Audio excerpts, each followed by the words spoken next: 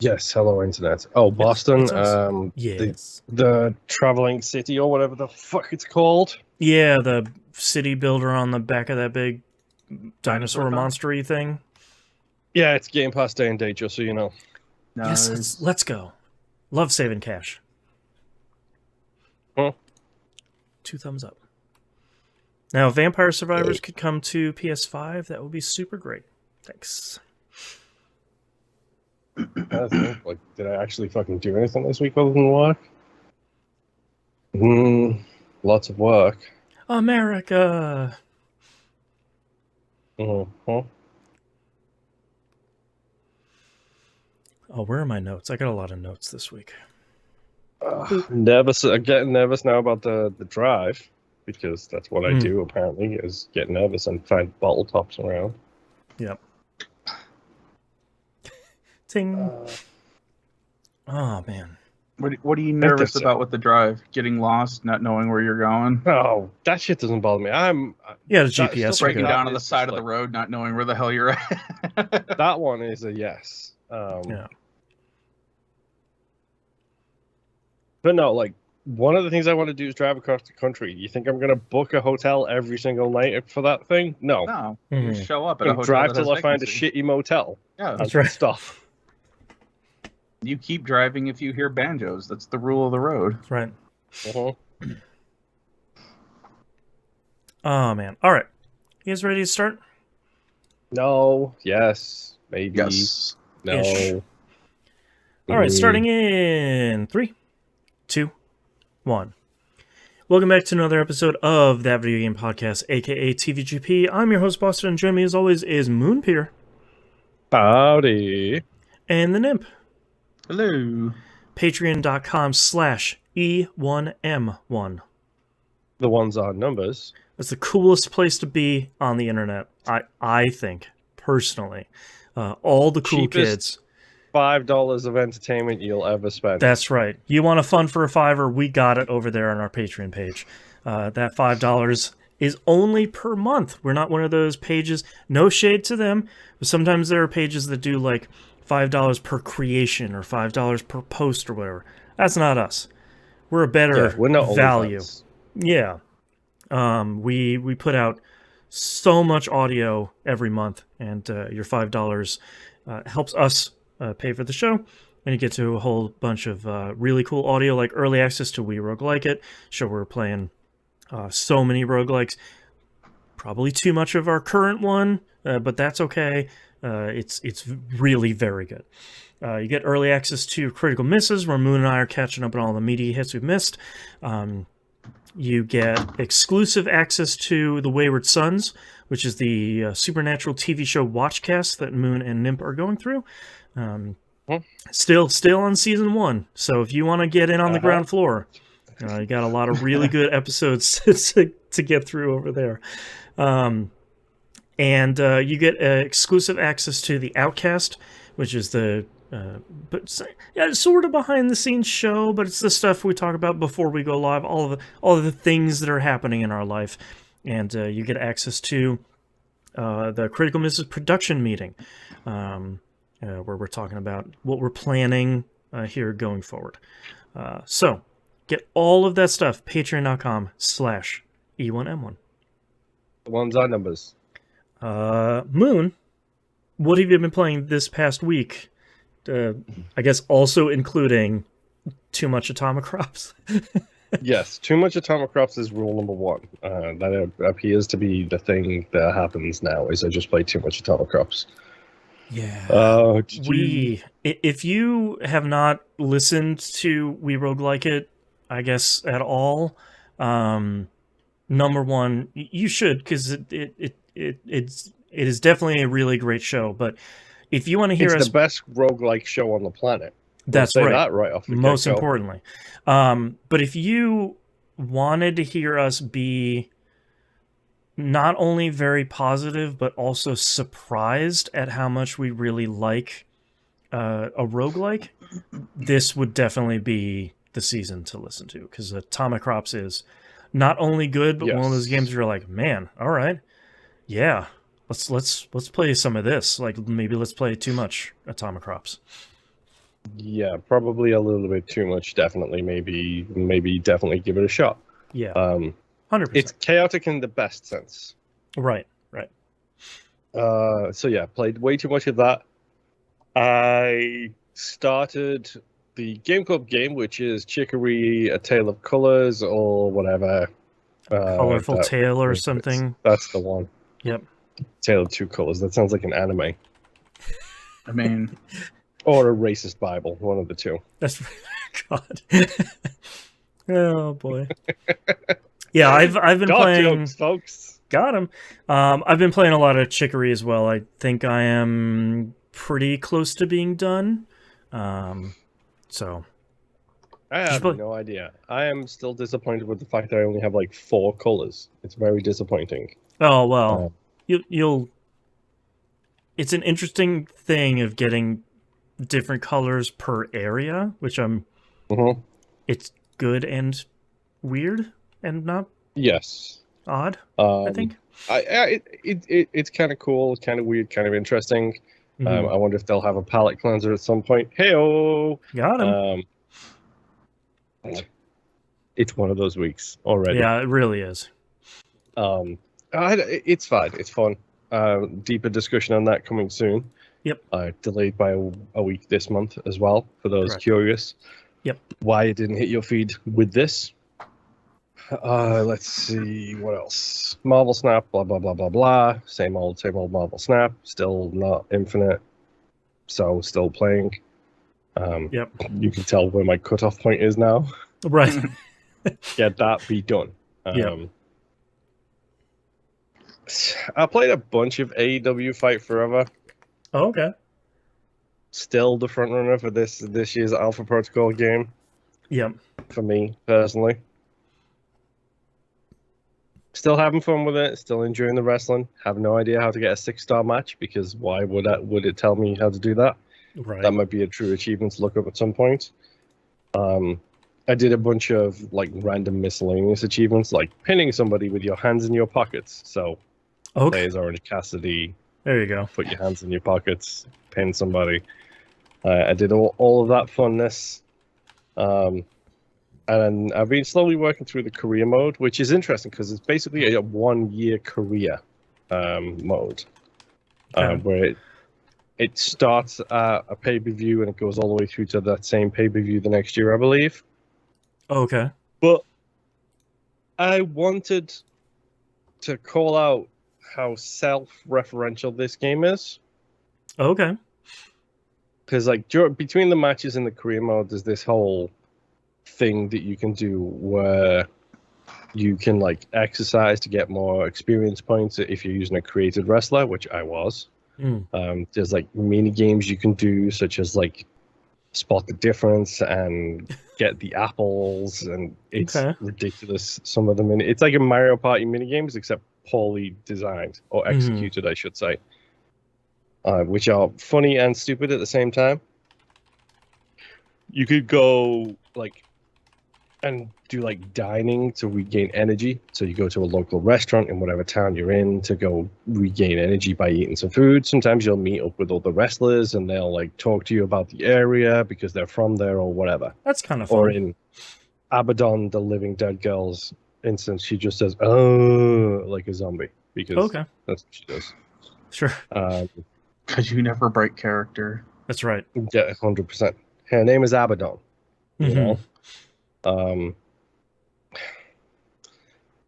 I think I was in Canada and I went to do a dining thing, and you ordered the local specialty, as we discussed on a pre-show at one point very recently, or maybe on the mailbag episode. And so you get given poutine. Okay, sure. And while you're given poutine, it's just simple. It's like a 3D rendered environment. Your dude's sitting at the thing, the waitress is holding the plate, and then it's text boxes to like talk about stuff. And the waitress is like, "Oh, it's pronounced poutine," and it spells it out poutine to pronounce it. Yeah. Your character responds with, "Thank you very much for spelling it out like that, due to the fact that there's no voiceovers." That's great. Yeah. I love it. And I was So like, breaking really? that fourth wall a little bit, it goes a long Just way.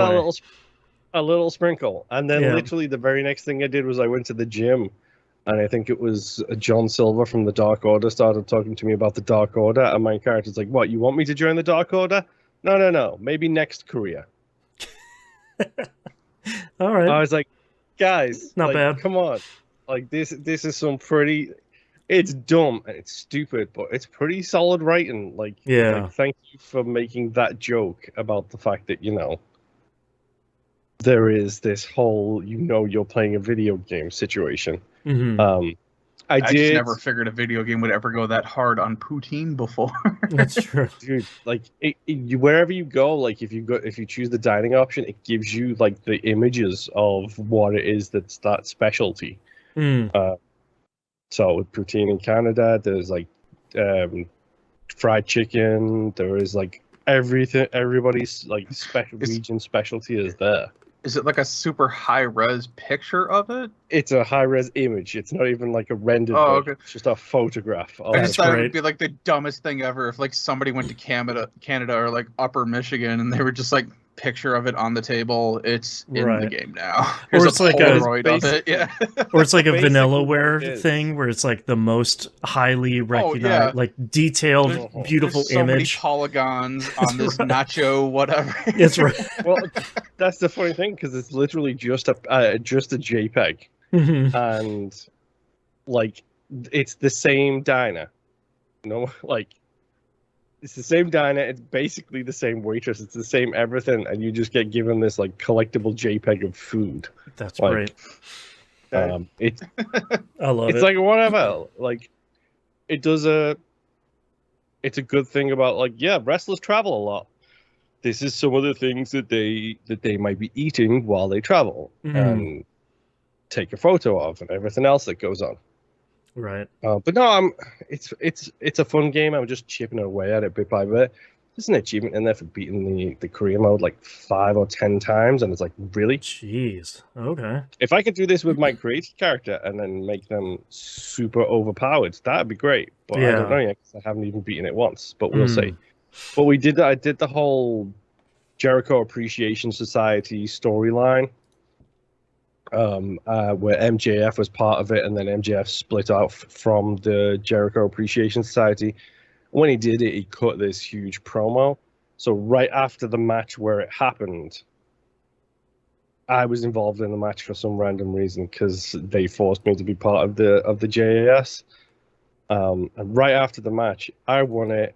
It did a little text thing, and then it cut, and it was just video footage of MJF cutting that promo, which was a fantastic promo.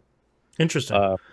So it's like inserting slices of history into the career mode as I'm going through it. Yeah, that's cool. I'm very curious how it goes based on how you do, because from what I understand, you'll, just like AEW says, your wins and losses matter. So you have different paths, the different people you talk to based on how you do in the matches, essentially. Oh, okay. So like it has a branching storyline for some reason that I don't know why. But in everything, little bit maybe branching I for will everyone. join the Dark Order at some point. Who knows? Man. Well, it's fun. I'm enjoying my time with it. My final game this week is Jedi Survivor. Finally getting back to it after Ghostwire Tokyo sucked up my life for a while. Quite literally sucking up my life into one of those little paper figures. I've got Ghostwire on deck now. There you go. I was waiting for my son to beat it, then you guys started playing it, and then my son's like, you can go ahead and start playing it. I'm like, all right, fine. Yeah. I think he heard you guys talking about it, and that was all he needed, was just to hear you guys talk about it. Right. Okay. So I finished the story today. Oh, okay. What did you think about the whole transitioning between Zip. Yeah. I did have to change it to story difficulty for one particular fight. I will mention nothing, but it was an impossibly difficult fight with way too many stages. I'll say that much. And I was like, yeah, I spent 2 hours trying to win this fight legitimately. I'm just going to put it on story mode and go through because I don't want to spend 66 hours in this game. That's fair. 65 hours later. That's right. I've still got collectibles to get. I'm all too aware of that mess. Yeah. What did you think, while you're collecting your thoughts, what did you think of the fake out boss fight with Rob? What was it, Rob the doorman stormtrooper? Yeah, the dog technician. Yeah, it was.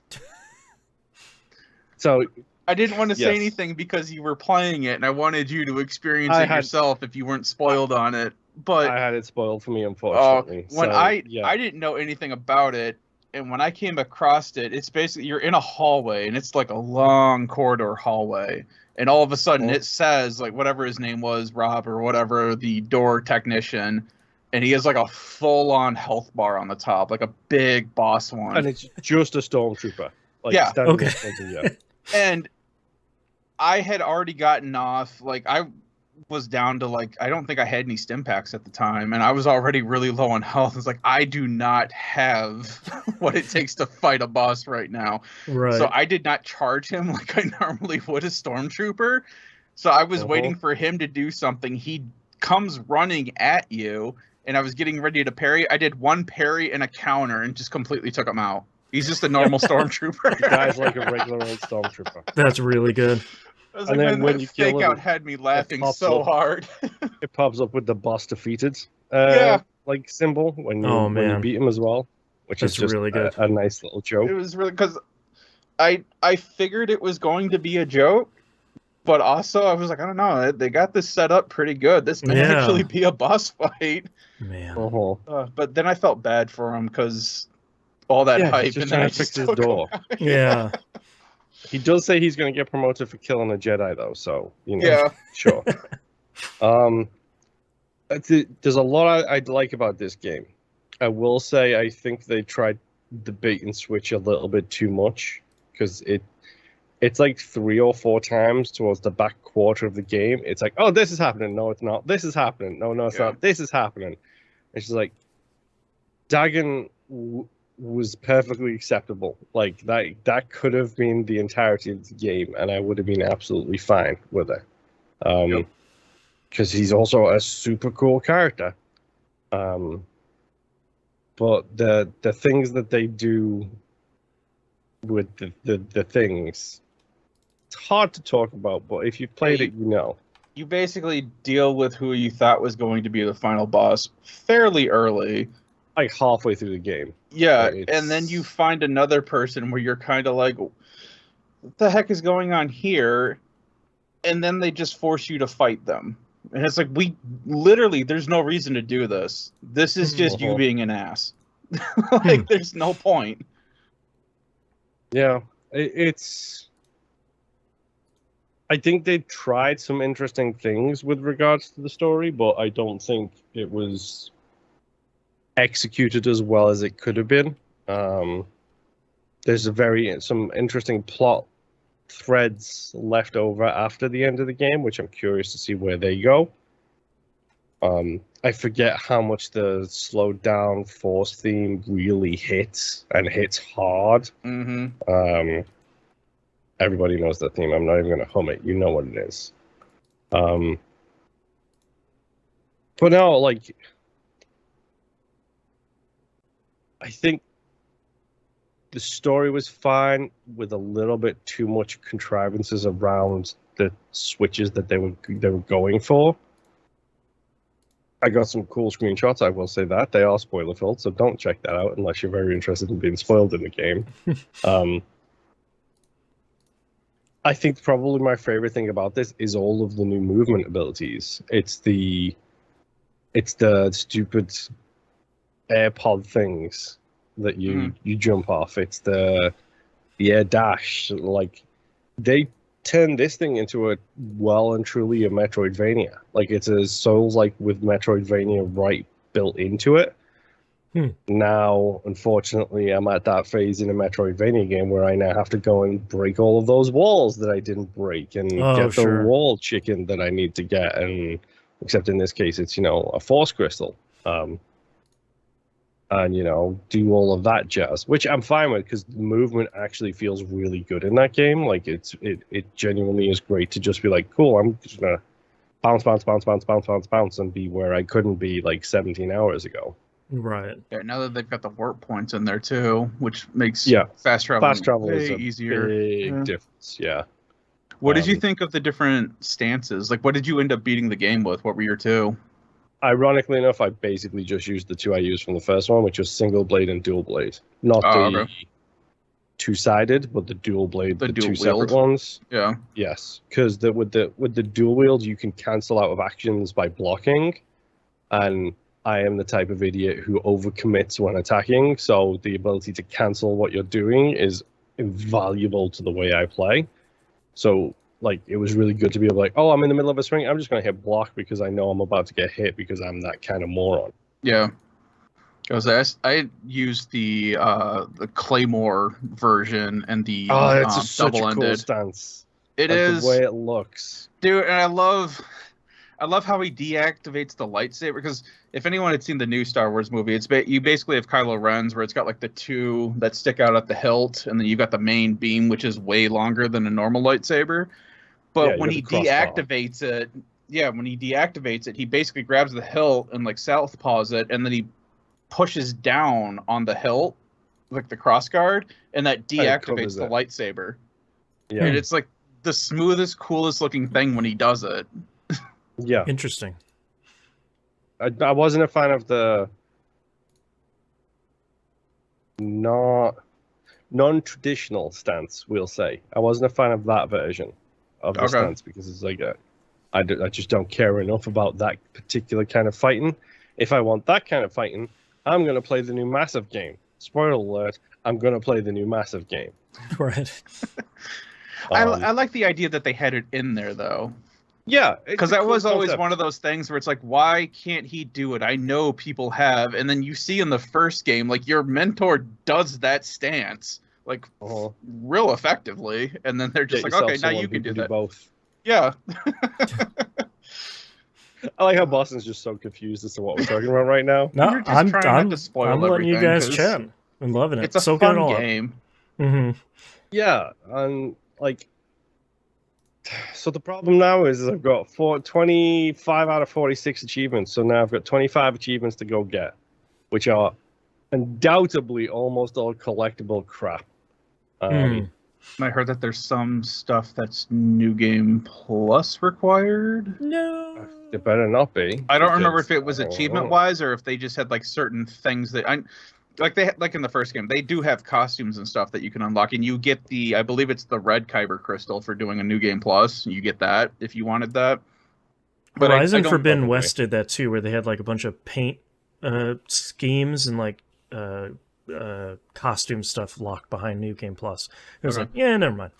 Yeah, I can't remember if anything achievement wise was locked behind a New Game Plus run as well, though. I didn't look, so they're usually pretty good about not doing that, if I'm completely honest. Like the last one didn't have it in either. So I'm very curious as to how that's going to go. Mm-hmm. I still never found the game that you talked about. Never found that. The Hollow game?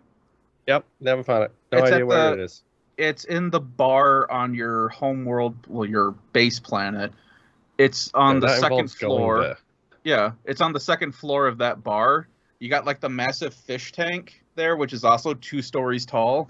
And on the right, there's a tiny little room. There's people that you have to save to open that room, and they initiate the whole thing where they go off of your bestiary, and then you can go play that hologram chess game thing with all the people that you've beaten. Yeah, so that's probably people I haven't saved, to be honest, at this point. Probably. Yeah, you randomly run across them on that same planet, so I can picture where they're at, but off the top of my head, I cannot picture how to get there without looking at the map, so... Yeah. Well, I've got like all of the story stuff done now, so now it's probably just going to be a case of I've undoubtedly missed a bunch of the stances achievements because I'm almost certain there's going to be achievements for each of those stances. I've undoubtedly missed all of them, so I'll probably have to just do a quick run through the achievements and see what I'm missing, like I did with AEW, and just be like, run through and be like, okay, win a singles match with this, okay, done. Win a singles match with this, okay, done. Oh, sure. I know that Kill there is 10 one people doing that I'm things. missing that I'm surprised I didn't have, which was, I think it was have somebody get hit by a slowed down bolt. And I'm pretty positive I've done that several times, and I still don't have the achievement for it. Oh, so it's activate slow mode and then probably force pull somebody into it would be my guess. But I guess, but I was being super fun and like shooting, slowing it down, and then grabbing a stormtrooper and walking them in front of it. I mean, I was all dark side and everything but name. So. Yeah. well.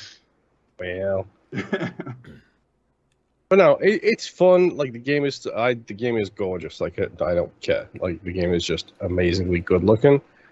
So now I'm just gonna like run through a bunch of areas and like clean up a bunch of collectibles and try and get those stupid things going as I go through it, essentially. But yeah, that's all I've been playing. Nimp, take me away. All right. Now that you remind me that I do have to go back to that game, I have these next two ones are going to be short for me. Final Fantasy 16, I've beaten now. Nice. The story, it does it for me. Nice. Everything that I have complained about for this game still holds true. However, I personally still think it's worth playing and going through and checking out. Yeah. And I'm kind of super interested. Now that I've beaten the game, I do have a new game plus that I can do. Okay. And I've also unlocked what they're calling the Final Fantasy difficulty. Ooh, all right. I didn't look too hard into it, but that was the mode that I was talking about, that I think that they swapped over, like in-game enemies start showing up way earlier. Oh, right. It's that mode. It is not like the Final Fantasy VII Remake hard mode, where you don't have access to items and you're like skimping on MP to, make it last the entire chapter. It sounds like you have access to all of your normal stuff. It's just everything hits harder. You don't hit as hard, and you're facing the more in-game stuff. But it sounds like, too, that there are things that are only available in the New Game Plus. It tells you straight up. It's like there's missions and something else, like a couple other things that are exclusive to New Game Plus. Okay. So I don't know if there's like a true ending or not, or something, because the ending that I got, I'm completely satisfied with. If there's only one ending and this is it, I'm completely fine with it.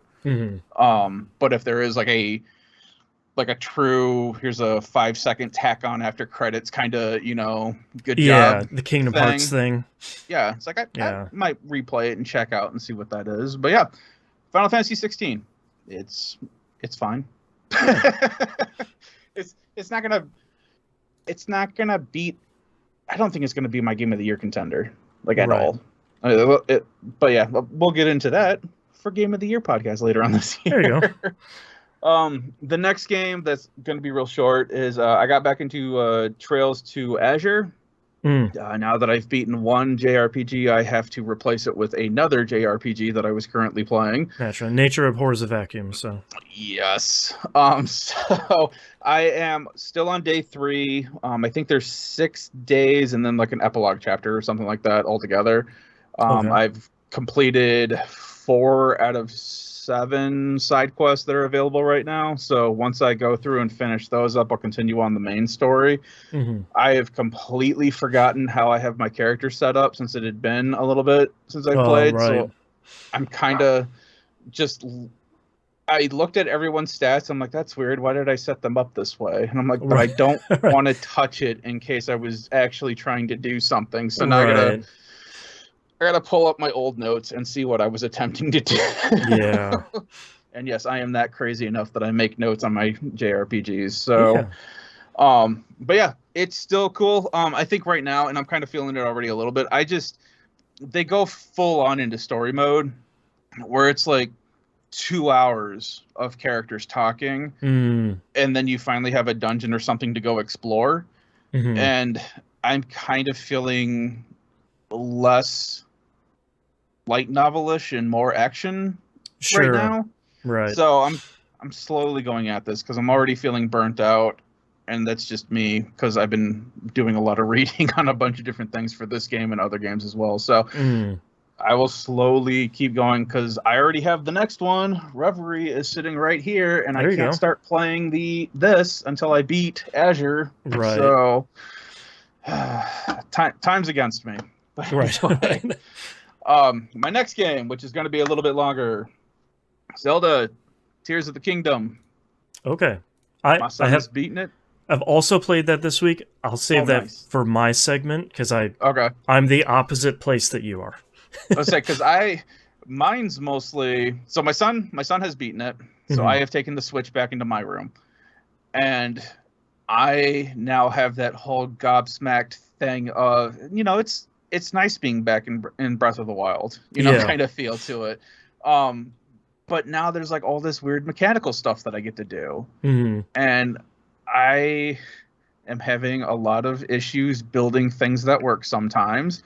And then there's a lot of things where I'm just like, let's just throw it at the wall and see what happens. And then it works a little too well. Right. An example of this would be in the first Sky Island, like at the very beginning when you first wake up, there is a puzzle where you have to take like a mine cart through this track to another island, but like a quarter of the way through, the right line is missing. So the cart has to balance on one, and then it reconnects to the right one.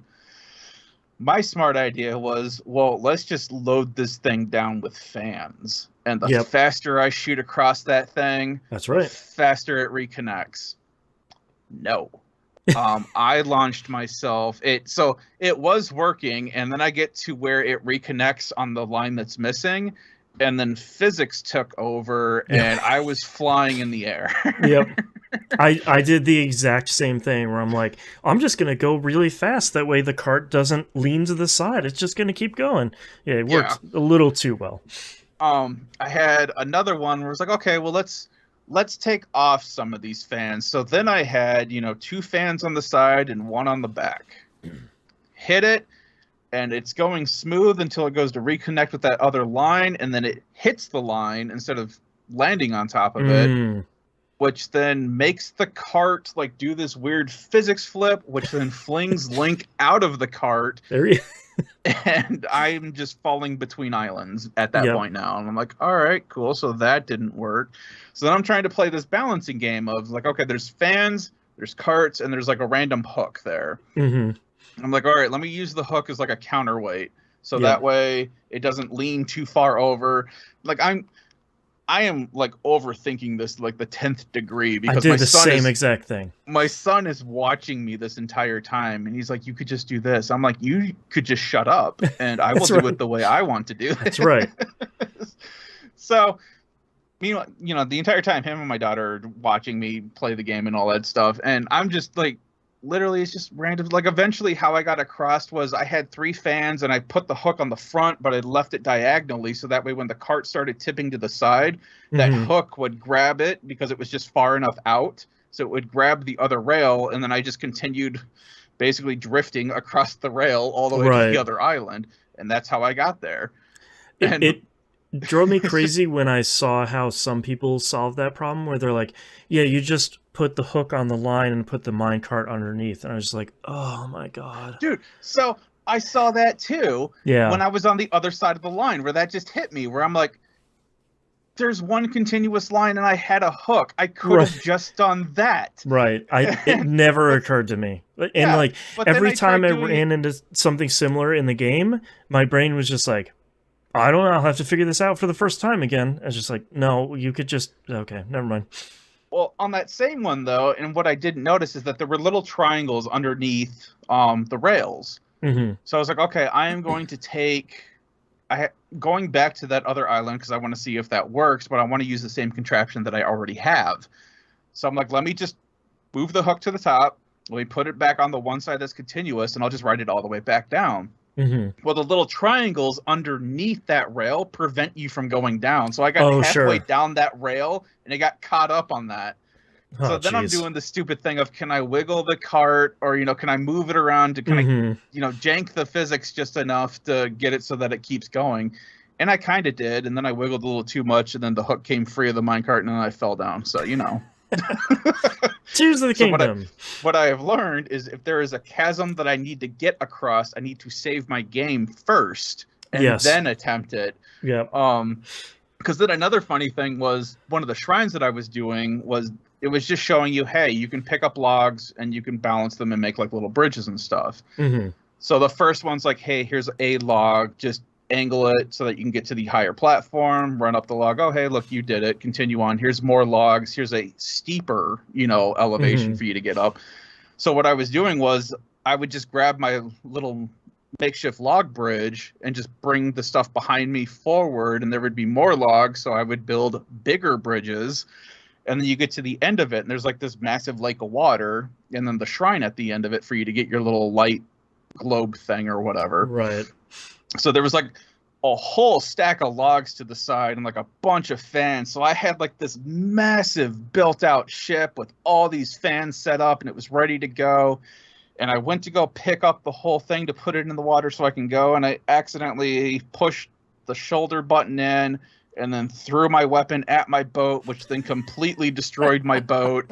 And then I was super angry. So good. I spent all that time doing that. Yep. But yeah, just the dumb stuff. Like, I just came across rockets, Rockets which are so good. are amazing. Yeah. I've gotten into a lot of trouble with those. There was another shrine that I did where we had to get like you had to get one of the smaller stone balls up this high elevation so that you can get to the end of the shrine. But if you got like this massive stone boulder up there, it would open up the side door to get the extra chest. Right. And this one had like these flamethrowers around it. And I was asking my son, I was like, hey, if I attach that flamethrower to like this balloon thing, is that just gonna like destroy the balloon? Oh yeah, like does it set it on fire? Yeah, and he's like, I don't know, I never tried. So I attached a flamethrower to the boulder, set it, I attached the balloon to the flamethrower, and yeah, that thing just shot straight up. Yep. And I tried to ascend through it, and it would let me, but I wasn't fast enough because I'm still at the stage of fumbling with the controls to figure everything out. So I could have ascended through it, which would have been awesome, but instead I just built like another little contraption with the smaller stone, brought that up, and then just set them both, and I was good to go. So oh, nice. I'm really liking how you can just try it, like just like Breath of the Wild. It's like, I don't know, do it, see if it works. Well, my favorite contraptions are like, I'm gonna build this thing, it's gonna be stupid, it's not gonna work. Oh wow, it actually genuinely did work. Why did that work? Anyways, I got the light orb thing, let's go. Well, and then with like the wings, to get into the Temple of Time at the beginning, you get to a point where you have to use the wings. Yep. And the one place I was at, I was like super high up in the air. I was like, all right, I guess. And my son's walking me through like, okay, this is how the wings work, and you can add a fan to it if you want. I'm like, no, I don't want to. I'll just let it. Or no, I think I did on one. I'm a little bummed he like told you how it works, because the first time I hopped on there, I was standing directly in the middle, like where the footprints are, and I'm like, how am I going to get down there? Like, I'm just gently soaring this way. I did the same thing you did for a brief moment, because I also saw the footprints, and I'm like, oh, does this just activate? I'm like, no. Right. I'm like, all right. So then I just threw a fan on it, and then that's when my son was like, hey, that what you're doing, you can do it. So then I get out over this high elevation, and I'm like, how do I steer? Yeah. And then I start moving Link, and that's when I find out that to get the bird or the wing to move left, you have to walk Link on the left side of it, and then his weight will force like pitches the left. distribution. Yeah. Yep. So I'm trying to fly and guide this thing towards the temple, and I'm asking my son, is like, this thing doesn't just like when the fan stops, this thing will glide, right? And he's like, yeah, I think it does.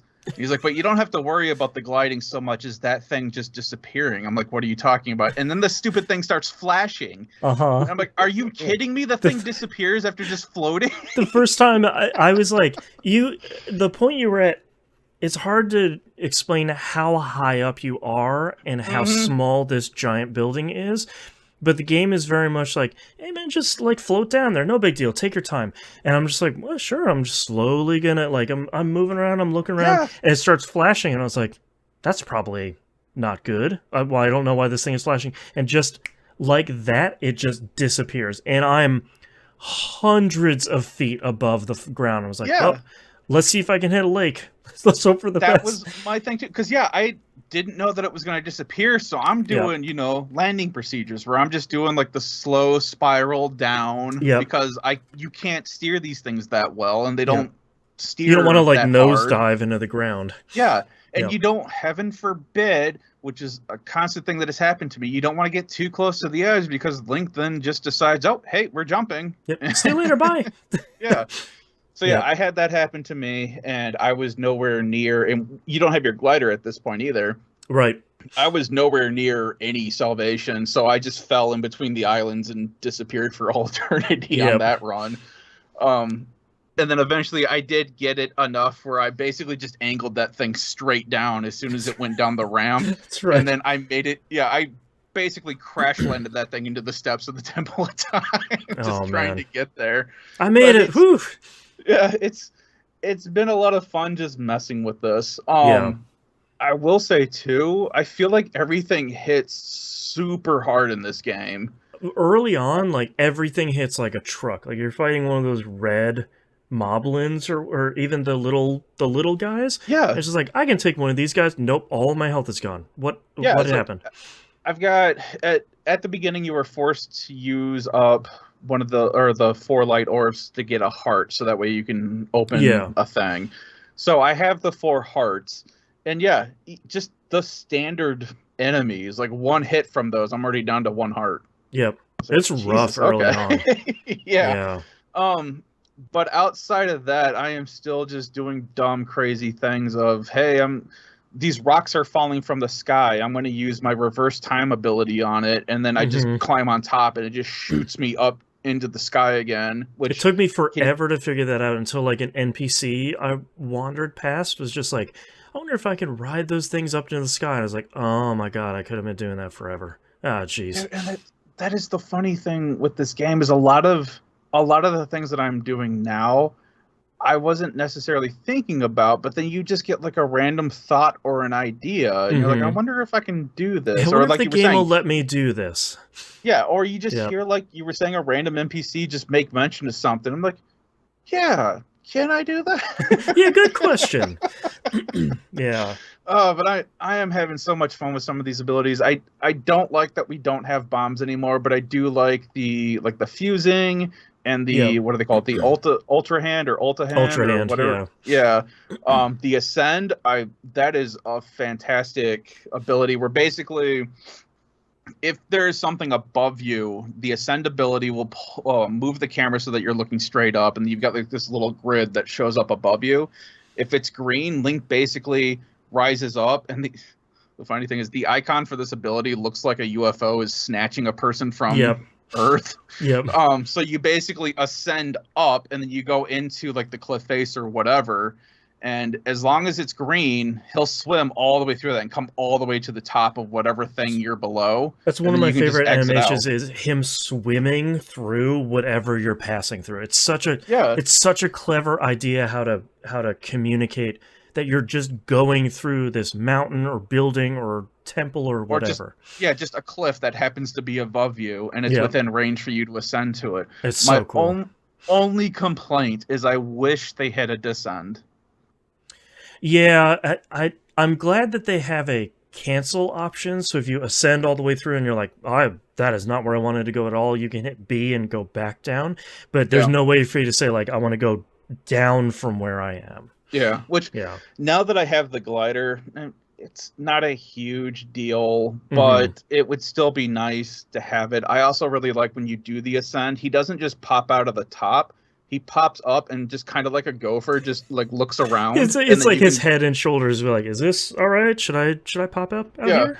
I'm waiting to get attacked one of these times while I do that. But yeah, it's just, I am just having a blast doing dumb stuff. I'm still in the mode of, what's over here? Why is this guy holding the sign? What is this other thing? I just found out at first I wasn't sure you could help the guy with the sign, Mm-hmm. and I vaguely remember you talking about him. Mm-hmm. So I'm like, I think we can do something with him, but I'm not sure. And everything that I was doing wasn't working. And then I just did like this stupid thing, and it worked. And then I got a bunch of stuff from the guy holding the sign. Yeah. Like, okay, but I'll that's take one it. of those things where it's like, there's not a quest for it, and there's nothing telling you to help this guy. Right. It's just a dude standing there holding a sign saying, geez, I wish I could get this to stand so I can move on to other signs. That's it. Yep. So, yeah, I'm having a lot of fun. I'm heading over to the, I forget their name, Rito, the bird people. Yep. That's my recommendation for the first place to go. Okay. Yeah. I just got to their village, and I have a shrine there so I can fast travel to them, and I unlocked the sky thing, which, oh my god, I want to talk about the sky tower thing as well. So... the best animation in the game. Oh, man. Yeah, you don't have... What do they call those? The shrine towers in Breath of the Wild? Oh, I don't remember what they're called. Either, but they look pretty Borgia different. Towers to get the map and all that stuff. You don't have those anymore. You have these sky towers. And basically what happens is you go into them, and the first one that you do is fantastic because Purah just throws you in this thing and says, hey, you need to go here and do this thing, and then she just kind of steps out of frame, and the next thing you know, these like guardian arms pop out of the floor and grab you. Mm-hmm. I'm like, oh, what is going on with this crap? They grab you, they grab your Purah pad thing, which is a Switch now because it's on the Switch. Yep, which is real good. It delicately plugs in the USB-C on the bottom, which is what we're assuming it is. Yep. It straps like this cable roller contraption to you, and then they leave you alone for a second. You see like this bag of air under the base fill up, and then it just shoots you in the platform all the way up through the air. And we're talking it has such a good sound effect too of doot doot, and then just thump. Yeah. It's really good. And yeah, you get way up there, and I actually really like doing that. You can, once you do it the first time, it'll fill out your map for the area, and you can redo it as many times as you want just to get the height advantage, and then you can glide to wherever you want from there, which is what I've been doing. But it's one of those things where I am marveling at how this is still running on the Switch so well. And with everything having a memory too, because every item you run into in the world you can use recall on. Then like the length of time it remembers for each one of these is just wild. Yeah, I mean I have come across where like certain items that I have created, if I go too far away, they just disappear. Yeah. And I feel like I don't feel like that length is long enough. However, with like the recall stuff you were just talking about and everything else that's happening in this game and the amount of stuff that you can see and do at one time, I can forgive it. I mean, the Switch is, 8 years old at this point? 10 years almost? I mean... something like that, yeah. A little guy is pulling its weight, man, with this game. That's right. That's right. So I am absolutely loving it. I am going to continue with the Rito Village and figuring out what I need to do with that. I'm looking forward to seeing what replaces the divine beasts in this game and the champions and all that stuff. But yeah, it's really won me over, and I figured it would. I mean, Zelda's always seems to be one of those things where no matter how off the wall the games are, it's always a good time. So. And for anyone else that's starting to play it or thinking about playing it, the game encourages you, to go to the Rito area as your first. The first thing it gives you is like 4 things to go check out. Yeah. And it really suggests like, hey, you should really start with this one. I really encourage people to go do that one first. The other ones you can do in whatever order. But that one, I think, has an incredibly fun dungeon, and like in every Zelda game, you get something for finishing a big dungeon. I think the thing that you get for finishing that dungeon is the most helpful throughout the entire game, where the ones you get from the other ones aren't necessarily as kind of ubiquitously helpful as that one is. Yeah. Yeah. So, and it's also the only one that they're just like, hey, we heard possible rumors in this area. Because that's what I was going off of. Because I was like, all right, any point's just as good. But that's the only one that they were like, hey, there may be something else going on here that you should check out. So I was like, all right, cool. So yeah, having a lot of fun with the game. But my last game to talk about this week is Exoprimal. Yes, I have also been playing Exoprimal. I need to download it. I've got 150 something gigs of space that I need to free up first. Well, it'll fit. It's only 40 something gigs, I think. Yeah, I can't download it because I have 140 gigs of Jedi Survivor installed. There is what I'm saying. Yeah, we sort of stumbled onto this because we haven't been raiding in Destiny 2 right now because everybody is burnt out in the game. We haven't raided in like a month or two, I think. And I think it was Bill Sifford said like, hey, why don't we try and play this Friday? So we sort of fell into a group of 5 people. It was me, Bill Sifford, the Hannah, Late Elf, and Faeror. And we all went in to this together as because it's 5v5. And that was a pretty good time getting 5 people in Discord playing this at the same time. Surprisingly, it feels a lot like Anthem in a weird way. Yeah, we not kind of world-wise, but we kind of said it's like a combination of Anthem. So back this up a little bit. It's a 5v5 PvE VP thing where you're fighting raptors, and then sometimes at the end of your match you will be pushing an objective like in Team Fortress 2 or Overwatch, and both teams are pushing their objective towards the same point. So a lot of times your last round will be PvP while you're kind of doing PvE against dinosaurs. So it turns out to be this like Gambit from Destiny 2 plus Overwatch plus Anthem kind of vibes plus class-based hero things plus shooting raptors, summoning raptors, while getting all of like this weird story after a couple matches of something crazy happening with a Leviathan AI. Right. My favorite so far is summoning Pachycephalosauruses. I like hearing Leviathan say that literally every time. Every time it summons something, it is so fun. Summoning more raptors. Summoning more raptors. Summoning Pachycephalosauruses. I'm having a hell of a good time with Exoprimal, which I was not expecting. I think if you want to know the tone that Exoprimal is going for, you should go watch the intro cutscene because it says, people and technology are under threat from dinosaurs. And then it shows a weather forecast, but it just has a bunch of raptors coming out of a portal for like Sunday raptors, the Tuesday raptors. And then it just kind of leans into that the entire time in a way that is just... It never really takes itself... Dinosaur prediction system. Yeah, like, it never really takes itself that seriously. It seems like it cares about its lore, but it's never super serious about it in a way that I kind of really appreciate. Yeah, I was like, 'cause this plays a lot like Brink, and I know not a whole lot of people really played that game, but basically there is no single player campaign. You just go play whatever online match style you're doing. Yep. After you've played enough matches, you get like a blip of story here. Yeah, you get like a cutscene essentially, and there is a. When you fire it up the first time, there is like a 15-20 minute tutorial, and that's including all the cutscenes and stuff, and it shows you the different exosuits you can wear and the basic controls. And then it has you go through a mock match to begin with, where you kind of fight all of the different dinosaur types, so that when you get into an actual game with and against other people, you're largely set up to be successful, which is pretty nice. And I also enjoy, before every match starts, Well, here, this part I don't enjoy.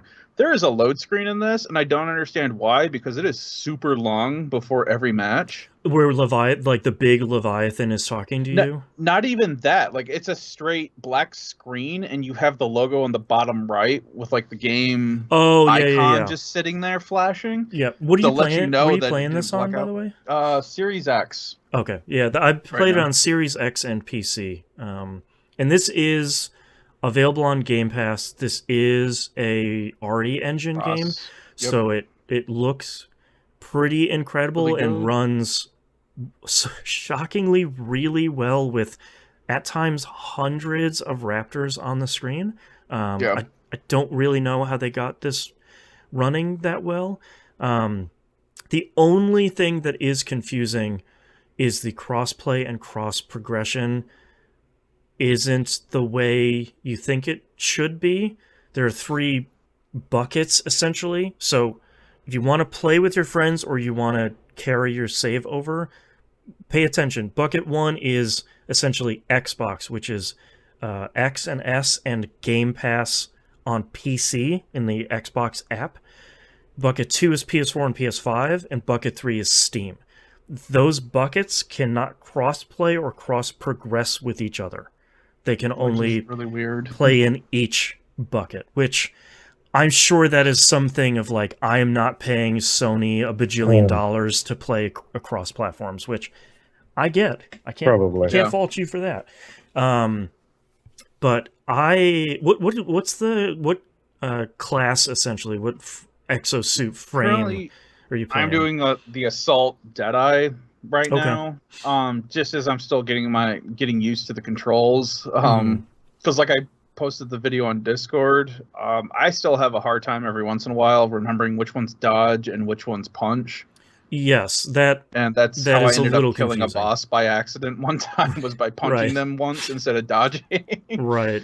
I've been playing. Yeah, Jedi's the one I've been using. So I've been playing Witch Doctor, which is the healing support class, which I actually like a whole lot, and I wasn't really expecting to like it, but it has like a healing zone and has like a little shock baton it can use to kind of shock raptors and stuff. Is awesome. Yeah, because it holds a lot of things down, stunned wise. Anyway, it's really good too for bringing pterodons down, so that some of your melee classes can attack them, which has been pretty nice. I want to switch to the tank class though, that heavy that has the Gatling gun on its arm. Oh man, I wanted to play as that so bad right now, and I got a skin for him randomly too from one of like the war chests that I got, so he looks like the king from like a suit of cards. Yeah, that's great. It's so stupid. I do have to say this is one of those games I'm really glad is on Game Pass, because this is a $60 game, but all 5 of us were able to say, like the day before it came out, we're going to go play this. Everybody download it, get it patched, get it logged in, do the tutorial, and then all of us can play instead of saying like, hey, you got $60-$70 laying around. Let's try this game out. Like, to me, this is one of those games. I'm surprised it's not free to play, because it really does seem like one of those free to play live service things. But I'm really happy it's on Game Pass, because otherwise I don't think I would have given it a shot. And now I can see myself playing this pretty often, because it's genuinely really fun. Yeah, I also had to go through and tweak down the sensitivity on my controller. Yeah, it's pretty sensitive. You zoom pretty fast looking around, so once I got the controller down to where it was more accessible to me, everything played fair. And the other cool thing about this is you can fully map out the button layout. Yes, all the buttons really can be remapped, which is something that needs to be in every video game, not just every once in a while we have one that does it. Right. And then I also wanted to say too that the waiting room that you get put in before a match, where you are talking with, or Leviathan's talking to you, I am enjoying the little tidbits that he throws at you before each match of, if you got like a high grenade kill streak, he says, hey, you've been giving me some very valuable data on, grenade kills. Keep it up. Or if you've been on, like, if you lost your last match, it'll say, hey, you didn't do well last time, but your data has been very valuable. Try to redouble your effort, or whatever. So it's kind of funny that you're getting this weird pep talk from the AI that is trying to kill you this entire time. Right. I do kind of like just like Destiny 2's Gambit. I like that waiting room where it's your team and the other team kind of on platforms across from each other. So you can emote and you can like horse around on your own little island. I really like that. I'm glad they put that in.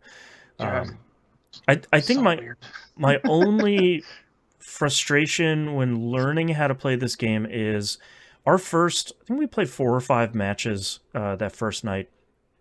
It was really hard to tell.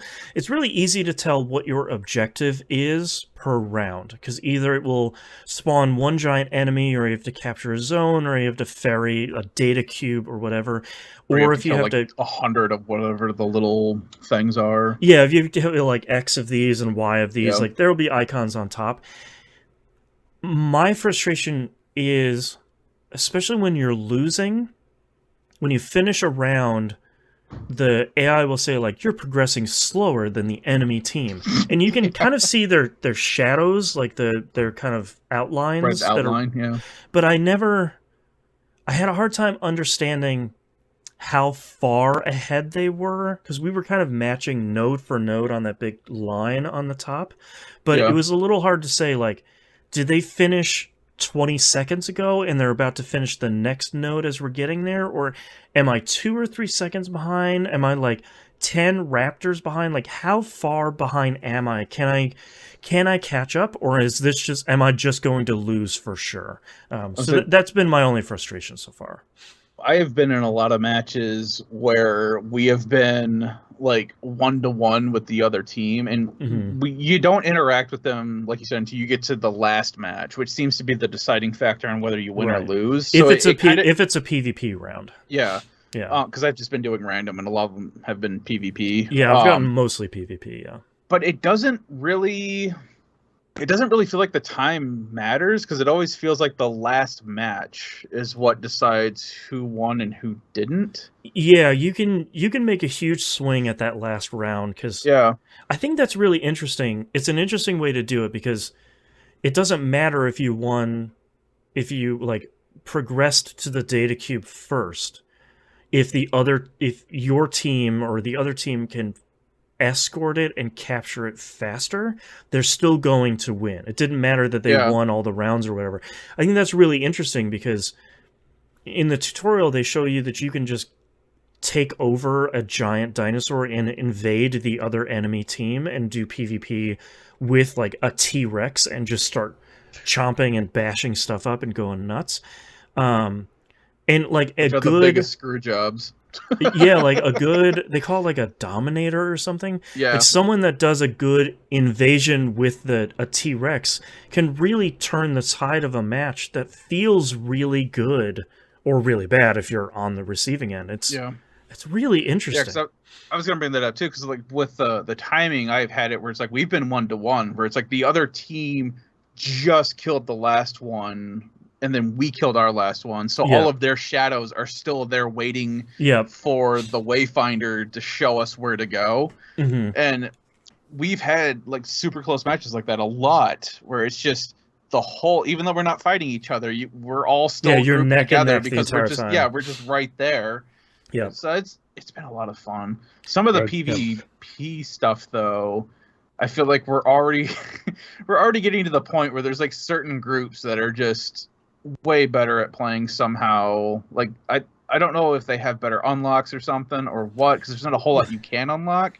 But every once in a while you'll get into a PvP match and it's like I can't do anything. Yeah, I don't to even this see person. them. Yeah, you can unlock they're like the modules for each class as you because there are 3 bars to fill. One is your player level, one is your season pass level, and then each exoframe has a experience bar, and as you level up each frame you start unlocking additional like mod chips to like bonuses for your skills. So like when I unlocked something for Witch Doctor, my healing ring stays around for a little bit longer. Like one of that frame's upgrades later on will be, it has this, you like shoot out a thing and it latches onto one of your teammates and heals them to full and can kind of like overheal them. Oh, yeah. That goes a little bit further, which is great because it's pretty short. So it seems like there are upgrades to that, but not in a way that seems like it will make a huge difference. Yeah, it's like onesie twosie kind of. Yeah, like, but go ahead. I've got an upgrade for Deadeye with his main gun that I've upgraded this module chip to now. If I consistently keep hitting targets with it, its damage increases up to like 15% or something like that. Oh wow, okay. So I go from doing like 20 points of damage to like 40 points of damage, depending on what the armor is on the other thing. Oh, okay.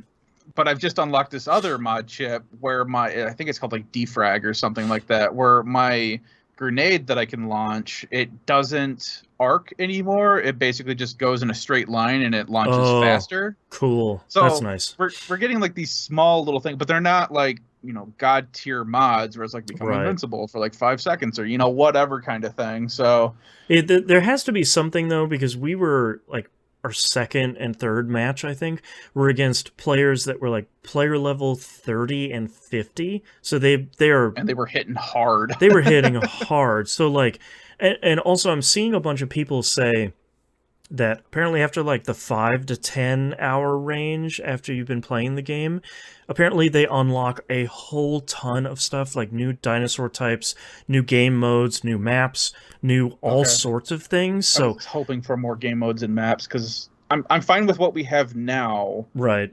But 10 there's more only hours of the exact same thing. Yeah, there's only like 2 maps and like 2 different modes, maybe 3. So it sounds like they unlock a whole ton of stuff after a handful of hours, which I'm pretty excited to get into because, like you said, I do like what is there now, but more variety definitely wouldn't hurt at this point. Yeah, because I've already started getting new dinosaurs showing up randomly, which is really cool. Because I know for sure I've had a Triceratops start showing up. Yeah, I have too. But there's another one, I forget what it's called, but it's like an armored dinosaur. I think we saw that once too. Yeah, I don't know what they called it. I think this is like the second time now that it's shown up. And that thing is a pain to take down because it's armored. You can't, if you shoot it anywhere on its top. Yes, there you go. Yeah, that was if you shoot it on its anywhere that's like top side, its back, its head, whatever, it's only taking like 1 point of damage. Yeah. So you have to wait for it to charge you, for it to hit a wall, basically, and then it to flop over. You can hit its soft underbelly, or you can shoot at its legs. Yeah. So, but it's been interesting that we've had to vary it up because it's the same thing with like the Triceratops too. If you shoot that thing head on, you're only doing like 1 point of damage, so you have to try to get behind it to shoot it. Yeah, and then you start doing like 20, 30, 40 points. Yeah, the T-Rex, I fully enjoy that is just a screw job dinosaur that when that thing shows up, just make room and just try to shoot it away. Yeah, just get away from it. Yep. Yeah. But yeah, it's been a lot of fun. I enjoy the whole Dominator aspect of it. Anyone on your team at some point we can issue just a dinosaur to go fight on the other side to take the slow them down. I'm dropping a T-Rex on you. Yeah, because I've had a T-Rex and then like a Triceratops show up at the same time, and that sucked. That was was the reason we lost that match. Yeah, that's not going to be very good. And it's interesting on how they do it because they do the whole. At least so far, they've done the whole thing where it's kind of like the losing team gets to be the Dominator first, and then eventually the winning team gets theirs. But I have had it where we were the losing team, and the winning team got their Dominator first, and we still didn't have ours yet. Oh, rough. So that put us even further back. Right. But it, whatever. It was still fun. But I enjoyed the weird scenarios that this thing puts you in, where it's like I'm in a parking lot, and now I'm on an expressway that's all jacked up, and I'm jumping over and on top of cars, and literally hundreds of raptors are pouring out of these purple portals that are in the sky. And then, like, I think the too, ultimates that you get with this too. I don't know what Oh, your yeah. ultimate is as a witch doctor, but mine's basically it opens like every port on the armor and just unloads on everything. That's very cool. You have like Zone of the Enders 2, like here's 4 Yes. Gatling guns that come out of your body and just dump. I think the only other thing we haven't really talked about is each match is maybe 5 minutes, 10 Yeah, like at 5, most. 10 maybe. If it's yeah. like if it's really going on long, like I think I'm averaging probably about 7 minutes or so, and it I feels ran 2 real matches before snappy. we started recording. Yeah, like it feels really snappy. It's not one of those things where like you're going to be in there for 45 minutes doing a match that's push and pull. Like it's even if you're in the PvP part at the end and you're really going back and forth at it, you're still progressing pretty quickly, which is nice. Yeah, I'm having a blast with this. I wasn't expecting it to be good. I was just going to check it out because the idea of raptors pouring out of these portals sounded like a really stupid idea, and it is, and the game leans into it in a way that I really love. Yeah, I didn't know anything about this game except for the announcement trailer that came out. What was it, last year, where they showed like dinosaurs pouring out of like a black hole? Yep. And this entire time, I thought it was just like Earth Defense Force with dinosaurs. Yep. And that's what I was expecting when I was playing this, and that it isn't that where you don't have like the wide open map. You are being funneled through like these kind of smaller areas. Yeah. But that's fine. It doesn't bother me. If they make an Earth Defense Force kind of mode, I would be down for that, where it's just you in a big city with just thousands of dinosaurs. That would be sweet. But what it is right now, it's really great. Just not what I was picturing in my head for some reason. Yeah. I'm glad I tried it out because it's and I recommend if you have Game Pass, you should try it out because it's super fast to get into, and you'll know within a couple of matches, I think, whether or not it's for you. And I think it's cool. I think it's a lot of fun. And you can you can switch suits in the middle of matches too, which looks really cool. So like if you start out as Witch Doctor and that's not the team comp you want, just literally hop out of your suit, pick another one, and hop it back into that new one. Like it's really cool.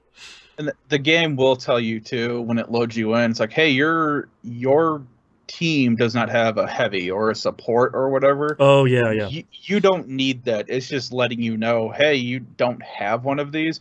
You could roll in there with all heavies or all supports or whatever. And we've done it before because I played an entire match where it was just a bunch of Deadeyes in one match and we won no problem. But it does help having that healer or having, that heavy there. Yeah. But it's not one of those dumb things where it's like, oh, we don't have a heavy, so I'm dropping. No, just play. The match isn't going to start because you don't have a healer. It's like, yeah, man, just go. It's fine. Yeah. Yeah, Exoprimal is real cool. I would really recommend it. I can see myself kind of playing this occasionally. Like, I don't think I'll go super deep into this. I don't think it'll be my new live service game or whatever. But I'm having a blast playing it. I think it's super cool. Yeah, I wouldn't mind playing it weekly or whatever either. Angel Eye and I have already talked about maybe playing this on Tuesdays. Yeah, that'd be fun. So, and I've already been checking it out. So it's like, yeah, we can give it a shot and see what happens. Yeah, exactly. Yeah. All right. That's all I got. My last game here, real quick, is Tears of the Kingdom. I want to talk about this because I finished it. I'm not going to spoil anything, but wanted to give people a chance that we talked about in your segment. We talked about the kind of beginning, which isn't really spoilery. Yeah, but I'll talk in general terms about the ending. So if you want to go 1,000% blind, then kind of hit that chapter skip button here. I mentioned last week that I was like right at the ending. That was not the case. I still had way more of this game left to go, which was interesting because I kind of sidestepped a bunch of the ending of the game because I did a bunch of end game stuff myself already because I finished other quest lines that get injected into the ending. So I kind of did some stuff out of order, which the game was like, oh, cool, I see you already did X, Y, and Z. Nice to see you're all ready for this next part. I was like, okay, that's pretty cool. So there were quite a few additional quests after that before you go fight like the final boss. And I was really happy with kind of the additional stuff you did past the point where I thought the ending was going to be. And I was really happy with how the game ended overall. I'm not going to talk about it obviously for spoilers, but I was really happy with all of the ending stuff, and I was really happy with the ending itself.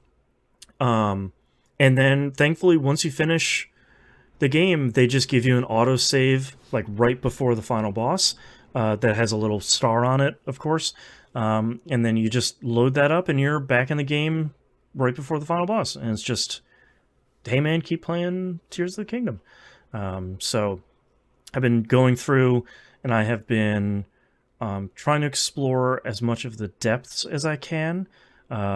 Because I didn't talk about that. Yeah, that's a freaky place. I'm once you finish the game, they give you a percentage on the map. When I finished it, I was like 45.5% out of 100%. So I did pretty okay. But I'm finding a lot of cool stuff down there.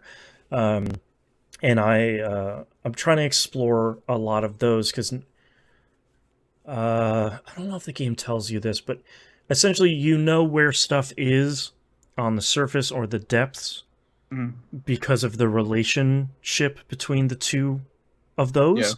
Yeah. So it's been sort of interesting to say, oh, I know where one of these things is, so I know where another thing is, but I haven't discovered that. Let me go try and find that.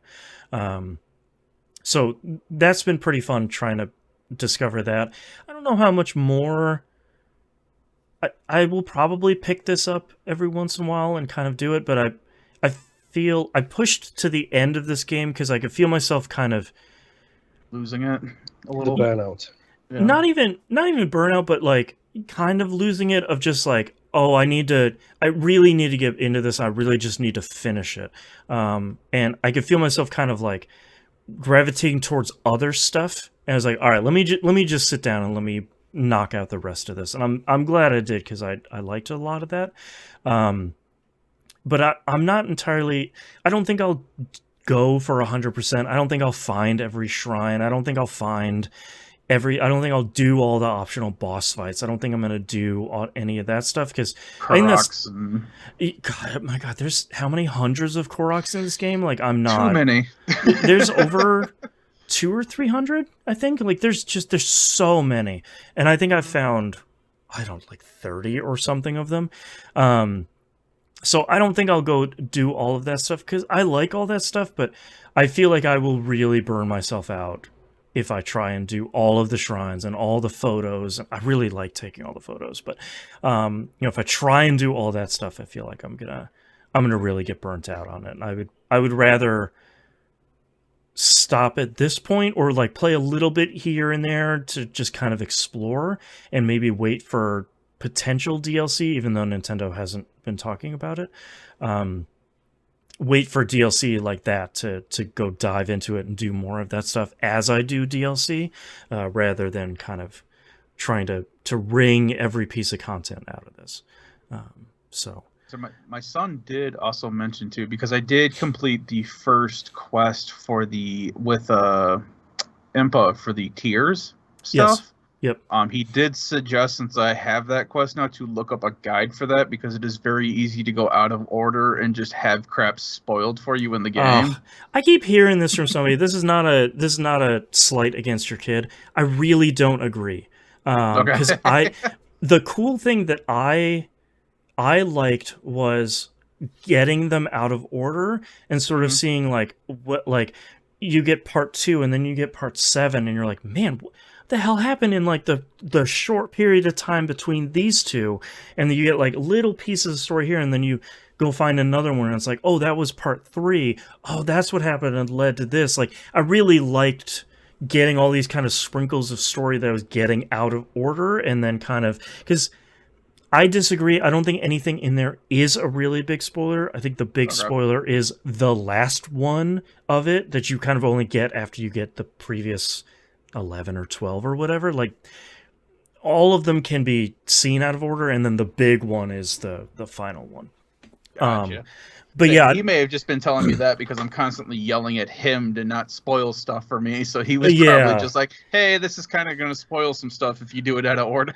Yeah, I've seen some people say that, and I know that people think that the one because each of the icons on the world looks like an item. Like, one looks like a Purapad, one looks like this. The one that's a sword, I think, is probably the most spoilery of them.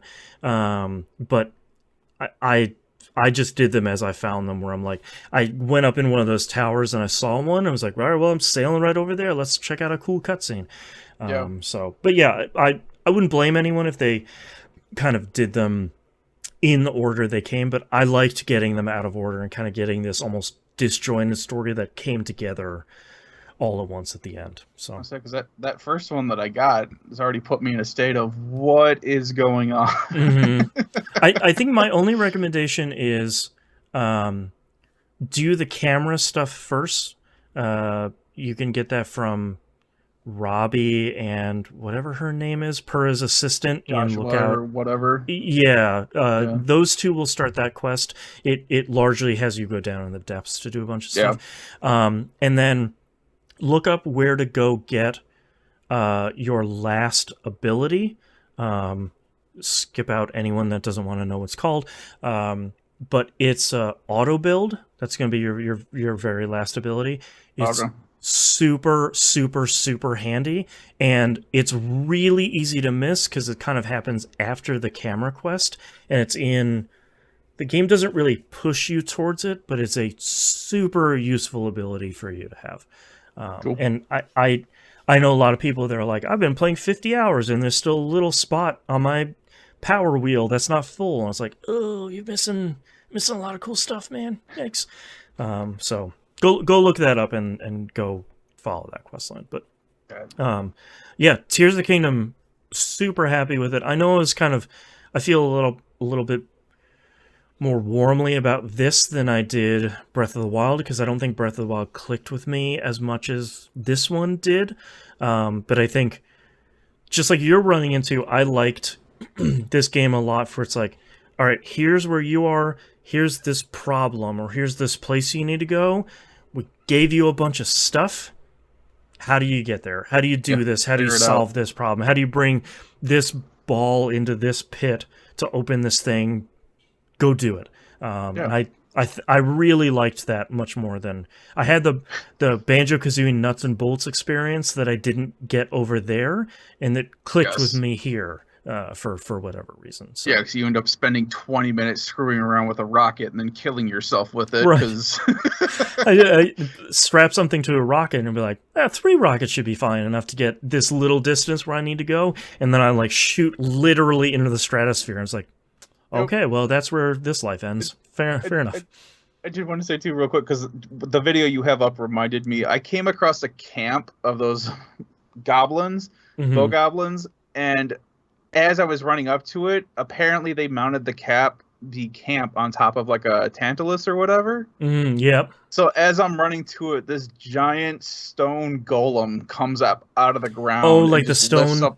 Talus or Talon or whatever they call them, the giant world bosses or whatever. Yeah, with like a rock comes out of the ground with like a fortress on it. Yeah, that's exactly what it looked like. I was like, oh my god, these guys have built a mech. That is great. Until they started throwing bombs at me. Yep. I finally got my revenge on that guy maybe a couple of hours ago, because I was like, you know what? I haven't thought about that for like 60 hours.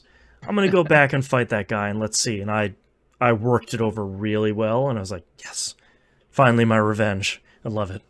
Yeah, but I just love the random pitfalls I've been having with this game, and it hasn't made me angry at all. It's just, okay, I learned something. and I feel like every time one of my creations fails, it fails in like a spectacular, explosive, terrible way. So I'm like, man, I blew myself the hell up. That was... That was horrible. Let's try it again. Or the cart didn't go where I wanted it. It dumped me on this hill, but I just took out that entire encampment with that cart. So yeah, it's really great. I'm I'm really, really happy I picked it up and I played it because I think that whole game was a real blast. So Yes. I don't think, like I said, I don't think I'll play too much more because I kind of think I've gotten everything I needed out of it. But I'm left myself in a spot where if I want to explore, if I want to just kind of spend time poking around the world because I have a little bit of time and I don't want to play anything else, there's still a million and one things for me to go do, which is kind of exciting. All right, that's all I'm playing this week. Let's take a break. Yep. All right, I gotta take a quick bio break. I'll be right back. Yep. Hey, you got the message, Tim? Yep. Oh, man.